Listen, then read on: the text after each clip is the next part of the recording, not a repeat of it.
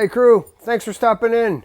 If you're interested in how to install this Bellcrank into your 3S ARRMA, stick around. We're going to make this bag of bolts look nice and pretty, just as such.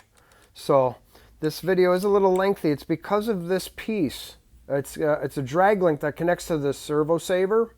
So there is a couple added steps. I'm going to put the chapters below in case you know how to do this portion already.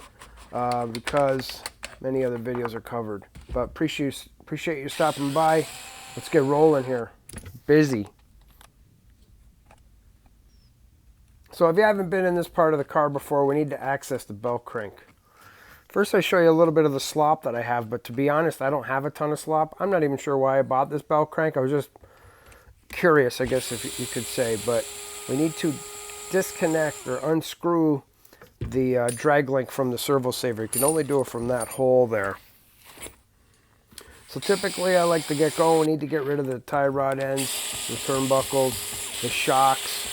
To be honest, I wish I just took the shocks right off. I'm not going to lie to you. Don't lose the eyelets that go in the top of the perch there. And we're going to remove all the turnbuckles. I'm really speeding through, trying to just give you the meat and potatoes here. Now notice how my left hand is grabbing the whole assembly, because once these screws come out, these 1, 2, 3, 4, 5 screws, it's going to flop open. So I'm holding it together, missing a screw there. Now pull all of these fellas out and we should be able to access the Bellcrank. Beautiful. Yeah, take the tires off. Man, what a nuisance. I don't know. I'm always rushing around. So as you pull this apart, you'll notice possibly, like it happened to me, that the diff is kind of just stuck in there. So just pop it out, and now the whole Bellcrank cover, shock tower brace, or whatever you want to call it, all comes off as a unit, which is nice. So here's the old Bellcrank. I am bad for leaving my vehicles wet. I try to clean them up when I can, but you know, these bearings get corroded. You'll notice I am prying this off. Now the shim here, you will not do this unless you've watched my other video and performed this mod. That's why, to be honest, I don't have a whole lot of play, because this shimming of the Bellcrank is a nice, cheap, easy way. You know me, I'm going to pump my own tires and plug any videos that I can. But we're now out. So those two bearings stuck on the bottom of the post there, I cannot get them out. So I've given them a little persuasion with some WD-40 and let them sit for about 10 minutes. So you wouldn't have to take these posts out, but again, these bearings are stuck on, and I'm going to pound them down or pound them off. You'll see how. Just find something that'll fit over top of it and get that thing moving. I suggest grab a little emery paper, some sandpaper, and clean those things nice and clean. All right, we're basically ready to install, but they give us, it comes unassembled. So we're going to assemble that now. So these, I don't know what you call these sleeves here. They have a flange on them. These are extremely important because these allow you to crank that screw down and meanwhile still having that Bellcrank with full amount of play and no binding. Because if you were binding, see how nice and loose that is, then your servo would be fighting that the whole time. So these shouldered sleeves, I can't, the word escapes me right now. Who cares?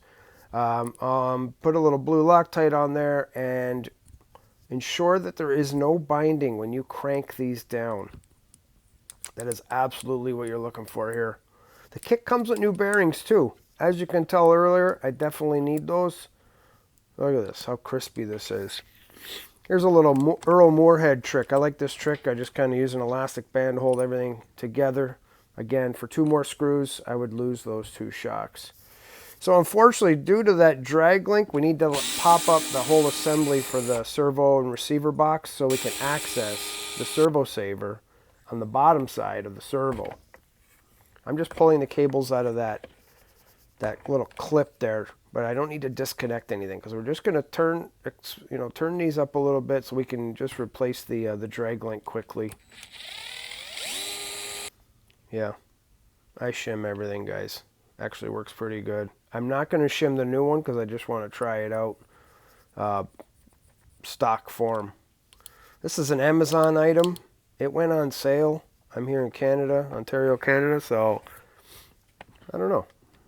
Felt like letting my hair down a little bit. So right away, let's just put that receiver box assembly back together. So 1, 2, 3, 4, 5 screws. Notice they have the dot right beside them too. You probably can't tell on my chassis because it's hacked, but pretty handy. There's that little guy poking out there, that little right through the hole there. So we need to put new bearings on the posts. You've reinstalled them using the existing screws. And now we are going to coerce this little fella onto the posts. Now you need the, you want to lay on top of the DragLink because this part is threaded. So once that seats down, you'll know when it's seated down, and it doesn't show a whole lot of that post material. That's pretty much it. Ensure there's no binding. There's binding at this point. Rewind. Do something. Take it out. Try it again. Good time to grease your diffs. You want to align these two teats and this teats, whatever, and then just flop this bulkhead back on top, ensuring that the two posts are captured in the top of the Bellcrank cover there.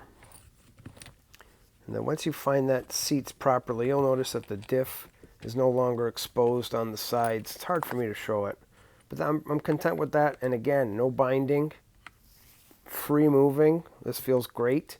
So now you can see my hand has always got a grip on that whole assembly because we're going to reinstall the screws now. Again, we have 4 long ones and one little one that just holds the skid plate in place. 1, 2, 3. There's the little one I missed earlier, and then that last one holds the whole Bellcrank in place. Again, checking for movement, knowing that we're in a good spot. And now it's just a little tricky here. You got to align the two holes. Use some damn blue Loctite. You're going to definitely want to do that, especially both pieces being metal now. As you know, you've removed the plastic. Now we're going to reinstall the turnbuckles. This is not a bad job. Drive shafts intact. They only fit one way. And we're just going to put everything back where we found it before. I failed to mention earlier, I like to put my screws, when possible, back into those stock locations. So I just make it simple, stupid, so that I don't have to put any thought when I'm reassembling this thing. All right, almost there. Shocks on, and there's that little eyelet. Not quite a pivot ball, but whatever. It's a spacer of some sort. All right, you survived the install. You can see that, I don't know if the microphone picks it up, but yeah, you can kind of tell this is very little play there. And honestly, I wouldn't be surprised if it's in the red servo saver itself, being plastic, and they do wear. I've had it on here for a few months. But it looks pretty good. Good construction. Can't wait to run it. We'll see how it goes. I needed the new bearings anyway. Thanks to everybody that's joined the video. Hopefully it serves you well and it helps you out with the install. Drop any comments if you got any suggestions on videos. I want to make more. I'm just running out of ideas. All right, cool. Peace.